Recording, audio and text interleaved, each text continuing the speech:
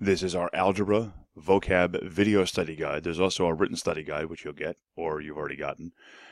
There are 8 terms on the written study guide. There are 10 that we'll go over as part of the video study guide. The 2 that are not on your written study guide are, oddly enough, the word algebra and then integer, which is down there at the bottom. But the purpose of the video study guide is to help to explain a little bit and give a little more information than just the definitions. So we'll start with algebra itself, which is a branch of mathematics in which letters or symbols are used to express numbers. So a simple algebraic equation would look like this: 5 minus x equals 2. You've done problems like this pretty much since you've been doing math, and you can probably figure out that x in this case equals 3. Algebra gets a lot harder than that, trust me, but at its simplest level, it's just when you were using letters or symbols to express numbers. Those letters or symbols are called variables, and this is when we're using a letter or a symbol to stand in for a value that we just don't know yet. So in the case of 5 minus x equals 2, x would be the variable, and it could be any letter, and again in some cases symbols as well. The constant are those numbers that have values that we know, and we can see they're basically the opposites of variables. So in 5 minus x equals 2, 5 and 2 are the constants, and these are the things that are staying the same. We know what their values are. We don't have to figure them out even in the split second it took us to figure out that x equals 3. These are the numbers, the regular numbers, that are they're always going to be the same. When we're expressing these, we're going to be using open sentences, and this is a math sentence that contains a variable. So 5 minus x equals 2 is an open sentence. If it was 5 minus 3 equals 2, which does not have a variable, that would be an example of a closed sentence. An equation is a number sentence that uses an equal sign to show that two expressions have the same value. So if you look at that word equation, you can almost see the word equal there, just missing the L, but it has that same root. So if I were to express, and I can see that there's an equal sign there, this basically telling me that both sides of the equal sign are going to have equivalent values. So in this case, just a different way of expressing it, 5 minus x equals 1 plus 1, which is basically the same one we've been taking a look at. But an equation is going to have an equal sign. See? An expression will not. And it's just basically a collection of terms. There'll be at least one operation. So in this case, 5 minus x would be an expression because there is no equal sign. And keep an eye out for that word term, because that'll come up again in a second. Inverse operation is something I've mentioned in conversations with people basically all year.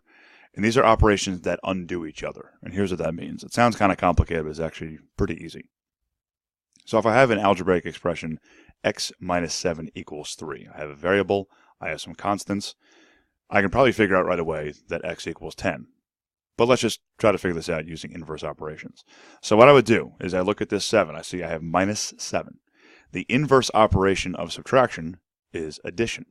So to figure out what the balance is, to figure out what the answer to solving for x would be, I would add 7. And just like we do fractions with numerators and denominators, whatever I do to one side, I'm going to do to the other. And I do this because it's the inverse operation.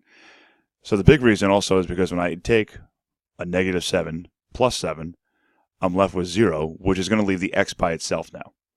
When I add 3 plus 7, I get 10, which means in this case, x equals 10. If that's confusing, we'll spend a lot of time with that. You'll spend a lot more time when you get into middle school math, but inverse operations are really, really important when you get into really all algebraic equations, but particularly more advanced ones. And just like addition and subtraction are inverse operations, multiplication and division would be inverse operations as well.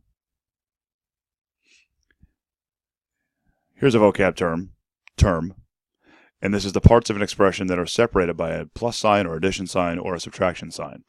It can be a variable, a coefficient, or a constant, and we'll go over coefficient in just a second. But basically, in our expression of 5 minus x, we have two terms, and our two terms are 5 and x, and they're separated in this case by a subtraction sign. If I had 5x minus 2y plus 9, that would be 3 terms, because I have 5x is one term, 2y is a second term, and 9 is the third term. 5x and 2y. 5x is the same as saying 5 times x. 2y is the same as saying 2 times y. And these are examples of coefficients. So the coefficient is the constant that is placed before a variable and multiplies it. So in this case, 5 minus x does not have a coefficient. We just have a 5 subtracting an x. 5x minus 2y plus 9 has two coefficients, and that is 5x and 2y. And the coefficient is just when you put a whole number right before, or a constant right before a variable, and when you see that as another way of showing that you would multiply those two numbers. And finally, integer. Whole numbers and their opposites. If that sounds confusing, well, it shouldn't be. The whole number in this case would be 7. The opposite of 7 is negative 7. In this case, we had x minus 7 equals 3, which is kind of the same as having a negative 7. So the opposite of negative 7 is positive 7 or plus 7, and we use integers when we're using inverse operations. So those are your terms. You can match that up with your written study guide, and hopefully this helped explain what some of those mean. We'll be using them over the course of our algebra unit.